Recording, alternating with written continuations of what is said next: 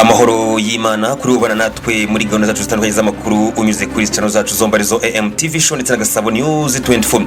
Nimba uri mushya hano nagushishikariza gukora subscribe cyangwa sabone kugira ngo ujye mu mbere bagerwaho n'ibiganiro n'amakuru tugutegurira umunsi ku wundi. Nimba kunze ibiganiro byacu bishenge bigere kure hashoboka, kanda like ndetse wanadusigira igitekerezo cyawe hasi muri section ya comments.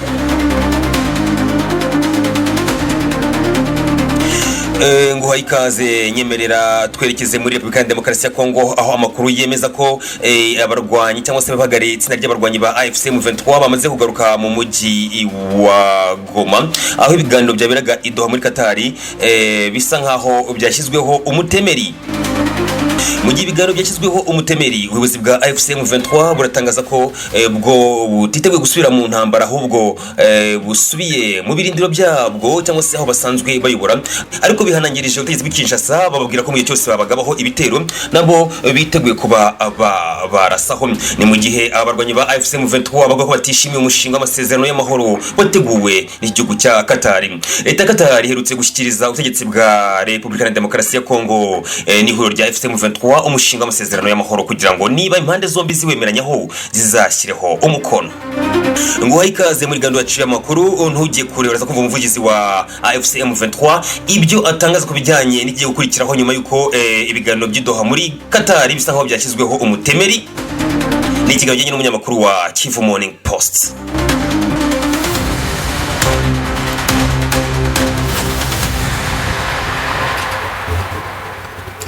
Nguha ikaze muri amakuru yacu ku buryo burambuye. Uranyemerera twerekeze muri Republika ya Demokarasi ya Kongo tuza twumve icyo ubuyobozi bwa AFC M23 butangaza nyuma yuko ibiganiro byaberaga i Doha muri Katari. Ibiganiro byabihuje AFC M23 ndetse n'ubutegetsi bw'Kinshasa bivuga ko ibiganiro intumwa zo ku mpande zombi zasubiye mu bihugu byazo. Uruhande rwa guverinoma y'Kinshasa nacyo ruratangaza ku bijyanye n'imyanzuro cyangwa se ibyavuye muri ibi biganiro.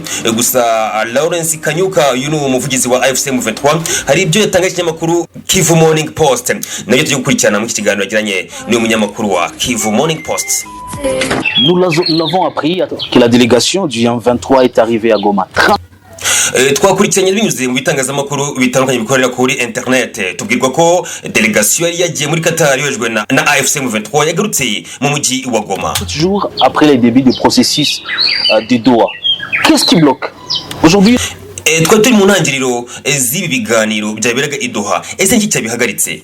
Nous allons recevoir le porte-parole du M23, Lawrence Kanyuka, qui uyu munsi twakiriye umuvugizi wa AFC M23 Lawrence Kanyuka va nous parler de ce qui ne marchait pas. Pourquoi la délégation est revenue à Goma?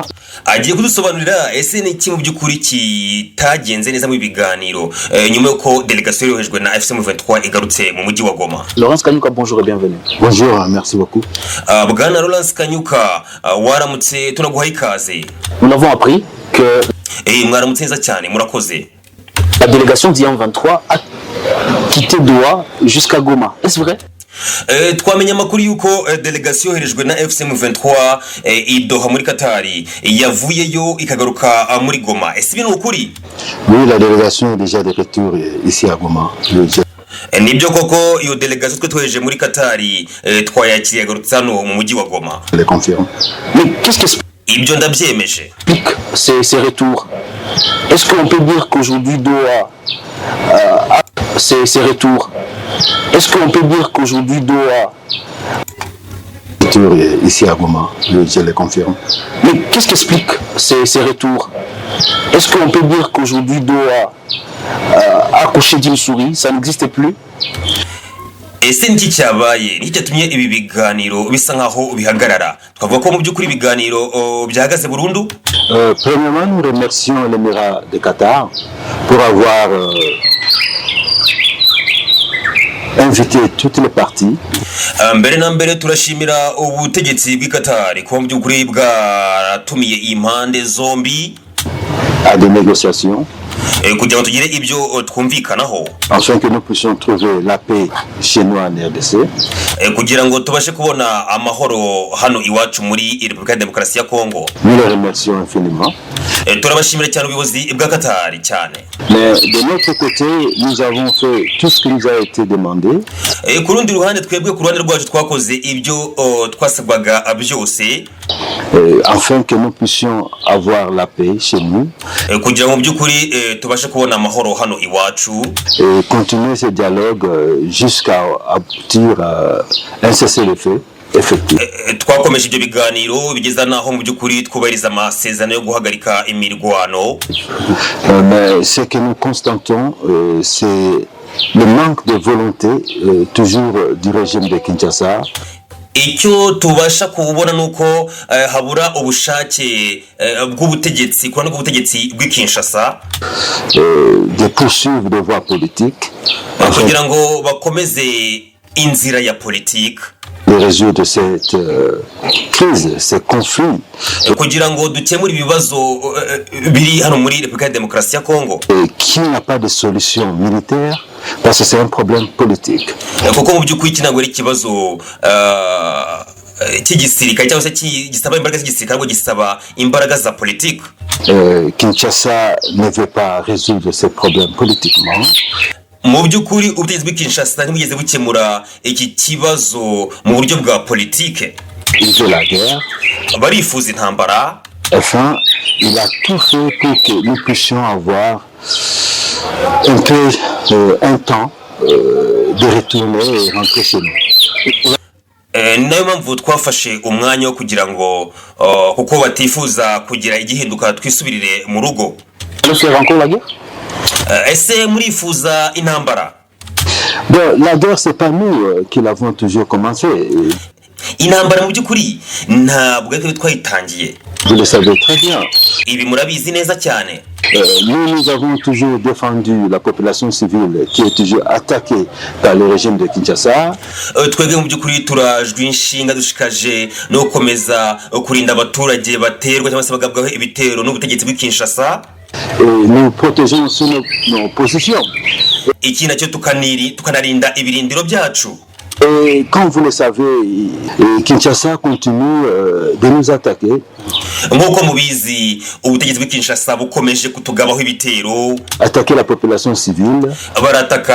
Baraga ibitero ku baturage b'abasivile. En armant les civils. Et il envoie l'argent de Kinshasa qui passe par Bujumbura. Baragerageza gushora amafaranga menshi ava i Kinshasa koherezwa i Bujumbura. Bujumbura l'envoie à Uvira. Et kugira ngo Bujumbura yohereze ingabo i Buvira. Uvira, nous avons les compatriotes Wazalendo qui sont dans le système de bagera Uvira bakiyunga nabo bandi barwanyi ba Wazalendo akagatsiko k'abarwanyi k'ubutegetsi bw'i Kinshasa ka Kisekedi qui sont en train d'attaquer la population civile.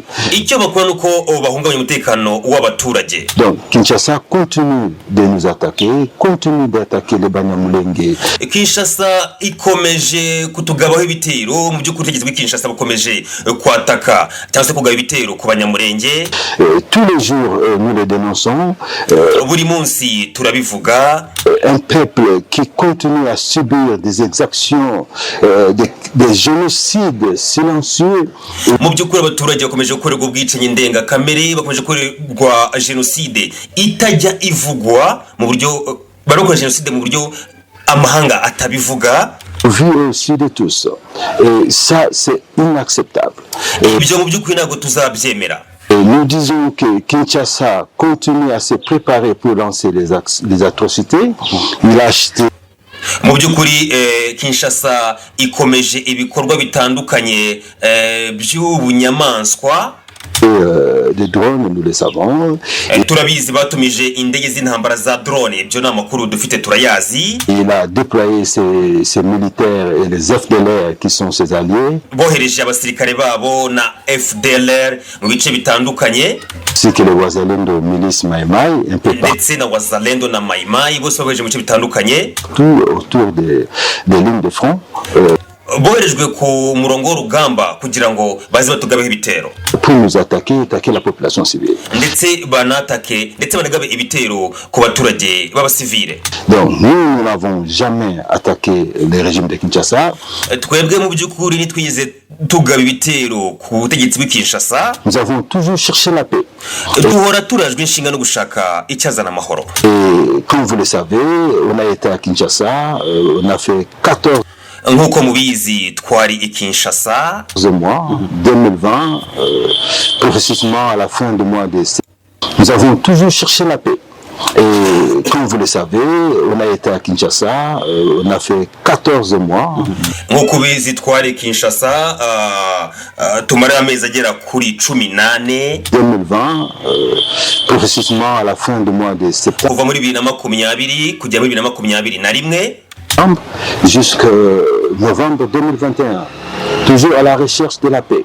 icyo turaje inshinga mu by'ukuri mw'ibyo biganiro twareberaga hamwe icyatuma tugarura amahoro cyangwa se muri Kongo hagaruka amahoro. Nous sommes allés à Nairobi, Angola. Twagiye no mu bihugu bitandukanye gushaka amahoro nko muri Nairobi, tujya duhura nabo mu gihugu cya Angola. Un peu partout où Kinshasa a voulu qu'on puisse se voir, on a toujours été là et répondu présent. Ahantu hose Kinshasa yifuza ko duhura kugira ngo tuganire ku bijyanye no gushakira Kongo amahoro twabaga duhari. Mais ce régime de Kinshasa doit être connu de tout le monde, ne veut pas de paix. Mu by'ukuri ubutegetsi bw'i Kinshasa murabizi hafi ya mwese ntago bifuza amahoro habe na gato. Au moment, comme vous le savez, il est tenté de poursuivre toutes les personnalités politiques. Mu by'ukuri murabizi bakomeje gukurikirana abanyapolitike batandukanye batavuga rumwe n'ubutegetsi bw'i Kinshasa. Et vous êtes sans ignorer, il n'y a pas longtemps que les immunités... ntabwo hashize igihe kirekire bakwiye ubudahangarwa kuri perezida ku wahoze ari perezida wa Congo Joseph Kabila. Président honoraire Joseph Kabila ont été enlevés et que je salue en ce moment. Je lui dis bon anniversaire. Ndanamusuje cyane ugira isabukuru nziza cyane bwana perezida Joseph Kabila. Cher président, et ce processus de poursuivre tous les opposants continue à Kinshasa. Mu by'ukuri iyo gahunda yo gukomeza gukurikirana abatavuga n'ubutegetsi bw'i Kinshasa irakomeje muri iki gihugu. Alors vous savez, Tshisekedi pour lui, c'est sa tribu, son clan. Murabizi Tshisekedi mu by'ukuri ubwoko bwe. Le tribalisme. Ashyira imbere ibijyanye n'ivanguramoko. Tribalisme c'est ivanguramoko. Et c'est ça sa devise.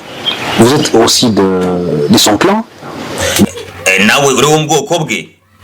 Mais vous avez jugé dans la révolution, ça c'est pas la... Nawe uri wo mu bwoko bwe ariko mu by'ukuri ntiwashatse kumukurikira kandi muri mu bwoko bumwe ujya muri opposition.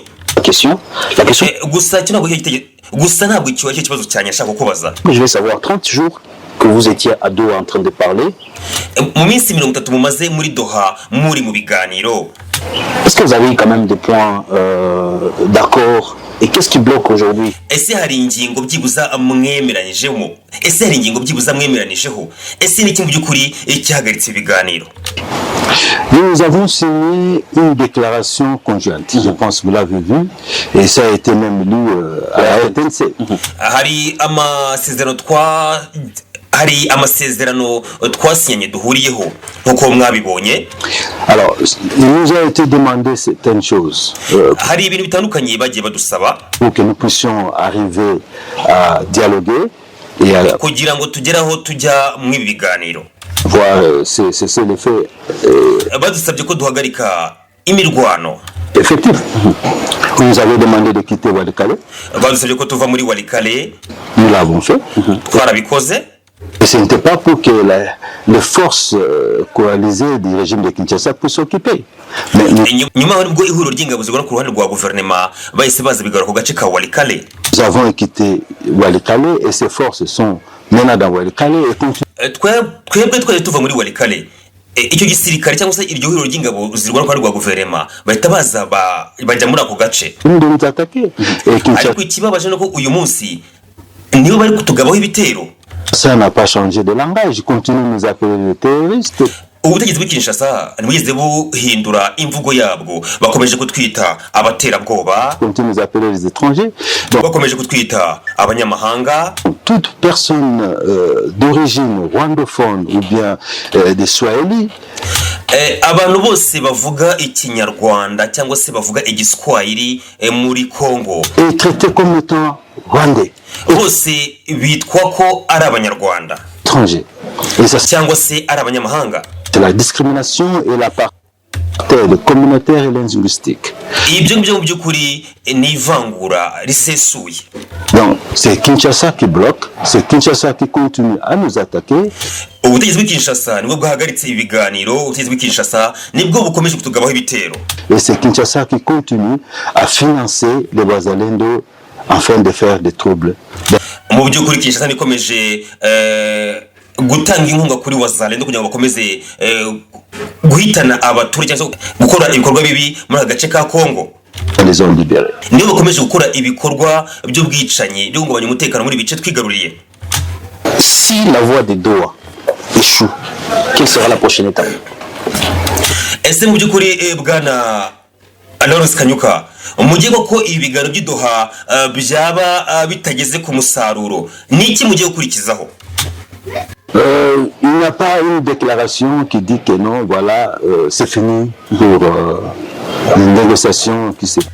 Mu by'ukuri ntabwo twavuga ngo hari umwanzuro wafashwe uvuga ngo ibiganiro bya Doha nta cyagezweho na cyangwa se ngo byarangiye. passe à Doha. Mais la délégation est déjà ici. Mais Ariko nyakubahwa itsinda mwari mwohereje deja ryagarutse riri hano. on a fait des échanges et la délégation est rentrée. Il y aura certainement une autre fois. Icyabayeho nuko habayeho ibiganiro byarangiye, abo twe twohereje cyangwa se intumwa zacu zagarutse. Ikiriho nuko iyo yari inshuro ya mbere Que la délégation va encore aller à Doha. Bekeshwa ko delegation cyangwa se izi ntumwa zacu zahuye zikanasubira i Doha zikajya kuganira n'ubutegetsi bw'Kinshasa, Discuter avec les régimes de Kinshasa. Mais pour le moment, la délégation est de retour. gusa kugeza amagingo ngaya izo ntumwa zacu zo zagarutse. En attendant, on va assister à quoi? À une pression militaire ou une pression diplomatique? Ese mu by'ukuri ikigiye gukurikiraho ni iki? Harakurikiraho ibikorwa bya politike cyangwa se n'ibikorwa by'intambara? Nous, comme je l'ai dit bientôt précédemment, nous n'attaquons jamais ces régimes. Nk'uko nabibabwiye, twebwe mu by'ukuri ntabwo tujya tugaba ibitero kuri butegetsi bw'Kinshasa. Nous protégeons nos populations. Turinda abaturage bacu Et nous nous protégeons aussi en même temps natwe tukirinda icyarimwe que les Kinshasa continuent à nous attaquer. mu gihe ubutegetsi bw'Kinshasa bukomeje kutugabaho ibitero. Diplomatiquement, nous continuons. Vous savez, le chairman du M23 qui est aussi... Mu buryo diplomatike turakomeza, murabizi umuyobozi wa M23 Bertrand Bisimwa, le coordonnateur adjoint en charge de politique et la diplomatie, le camarade Bertrand Bisimwa, il est fort. Donc la diplomatie chez nous continue. murabizi afite imbaraga, ku ruhande rwacu rero diplomasiyo izakomeza. Et si Tshisekedi nous attaque, bon, on va faire voir la face du monde que c'est lui qui nous attaque. Mais Gusa Tshisekedi nadutera bizaba nko tubyereka isi, gusa nous n'avons jamais... Militairement, vous allez réagir. gusa twebwe ngo tumugabaho ibitero. Bon, militairement ou pas, mais regardez actuellement, nous avons des opérations de sécurisation et de pacification qui concernent à récupérer les armes que le régime de Kinshasa a données aux civils. Twebwe ikituraje inshinga nuko twifuza amahoro. Urabizi dukomeje ibikorwa byo gukura intwaro zari zanyanyagijwe n'ubutegetsi bw'Kinshasa mu baturage Ici à Goma, hano mu mujyi wa Goma. vous savez qu'il y a presque 2 armes par population ici à Goma. Donc nous sommes en train de récupérer ces armes. Ça, Murabizi ko habarugwa ko umuturage umwe abarirwa imbunda ebyiri hano mu mujyi wa Goma. Ikituraje inshinga rero nuko dukomeje ibikorwa byo gukura izo mbunda mu baturage kugira ngo badakomeza guhungabanya umutekano. aussi c'est un front. Donc Tshisekedi nous a créé un front à l'intérieur. Donc c'est aussi un front que nous sommes en train de lutter avec, l'insécurité causée par Tshisekedi, à cause des armes qu'il a laissées ici à la population civile. Icyo dukomeje gukora nuko dukura izo mbunda mu baturage zayangijwe n'ubutegetsi bwa Tshisekedi kugira ngo ibice twigarurire mu by'ukuri bitekane bigire amahoro. Non, nous n'avons jamais attaqué, et si Tshisekedi nous attaque, nous allons vous faire savoir que nous voilà, nous sommes attaqués. Comme d'habitude, on le fait dans nos communiqués. Il n'y a pas nk'uko bisanzwe mu by'ukuri ubutegetsi bw'Kinshasa nibwongera kutugabaho ibitero tuzababwira nk'uko dusanzwe tubamenyesha tunyujije mu matangazo. Monsieur le porte-parole, merci beaucoup. Kandi nizeye ko nta kibazo kizabamo. C'est moi qui vous donne ma question. Urakoze cyane nyakubahwa umuvugizi wa AFC M23. Urakoze cyane munyamakuru. Ninjye ukwiye kugushimira. Uyu yari umuvugizi wa AFC M23 Lawrence Kanyuka mu kiganiro ajyanye n'umunyamakuru w'ikinyamakuru gikorera muri Kivu Igoma kitwa Kivu Morning Post. Ngira ngo rumashe kumva byinshi cyane kubijyanye n'ibiganiro byabiraga i Doha. Biravugwa ko ubutegetsi bw'Kinshasa nibwo bwabaye kwikora mu ibiganiro cyangwa se mu kutagera ku myanzuro ihamye yari itezwe muri ibi biganiro. Dukomeze rero ni inkuru yacu. Hari andi makuru avuga ko aba barwanyi ba AFC M23 bivuga ko ngo ntabwo bishimiye umushinga w'amasezerano y'amahoro wateguwe n'igihugu cya Qatar.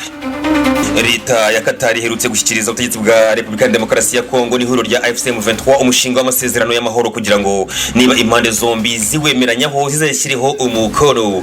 Ibiro ntaramakuru Reuters dukesha inkuru byatangaje ko bamwe mu bahagarariye impande zombi bavuye muri Qatar aho bari bamaze igihe kirenga ukwezi. Ibiraca amarenga ku rugendo rugana ku masezerano y'amahoro rukiri rurerure cyane. Ibiganiro byabaye kuva mu ntangiriro za Gicurasi 2025 byari byihariye kuko impande zombi zaganiriye ku mpamvu muzi z'umutekano muke mu burasirazuba bwa Repubulika ya Demokarasi ya Kongo zatumye abarwanyi ba AFC M23 bafata intwaro. Amakuru ava mu burasirazuba bwa Repubulika ya Demokarasi ya Kongo avuga ko abahagari AFC M23 bayobowe n'umunyamabanga uhoraho Benjamin Mbonimpa abangaba bamaze kugera kutaka bwa Goma mu ntangiriro z'icyumweru nyuma yo kubisabwa n'ubuyobozi bwabo. Ntacyo intumwa z'impande zombi zashoboraga gukora mu mushinga w'amasezerano y'amahoro wateguwe na Qatar kuko zizabanza kuganiraho n'abayobozi bazo babone kwemeza niba basukura ibi biganiro. Qatar yateganyaga ko iyo biganiro bigenda neza impande zombi zari kugirana amasezerano y'amahoro tariki ya 10 Gicurasi ariko ntizemeranije ku ngingo zikubiye muri uyu mushinga. Byabaye ngombwa ko intumwa zigumayo zikomeza kugirana ibiganiro ku mpande zombi. Umwe mu bayobozi ba AFC M23 yagaragarije ko uruhande rwabo rutishimiye umushinga wateguwe na Qatar kuko ubogamiye cyane ku byifuzo bya leta y'Kinshasa. Uyu muyobozi yagize ati ntabwo uyu mushinga ari uwa vuba, hashize igihe kirenga ukwezi utavugururwa, ntabwo harimo ibyo twasabye kandi wibana cyane ku byifuzo by'Kinshasa. Qatar yatangiye guhuza leta ya Repubulika ya Demokarasi ya Kongo na AFC M23 muri Werurwe muri mwaka turimo. Impande zombi zemeranije guhagarika imirwano kugira ngo ibiganiro bibe mu mwuka mwiza, ariko ndetse hari n'ingamba zitumvikanyeho. Mu ngamba zubaka icyizere AFC M23 yavuye mu mujyi wa Walikale no mu bindi bice bihana imbibi mu ntangiriro za Mata, ariko ibindi birindiro byazo bikomeza kugabwaho ibitero n'imitwe y'abazalendo ishyigikiwe na leta y'Kinshasa. Imirwano irasubukurwa.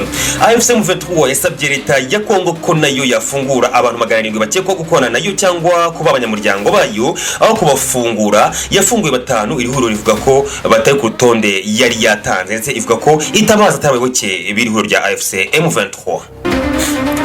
Uyu no musozo wacu w'iyi nkuru. Amakuru nkana kagaruka no kuri AMTV show na Gasabo News 24.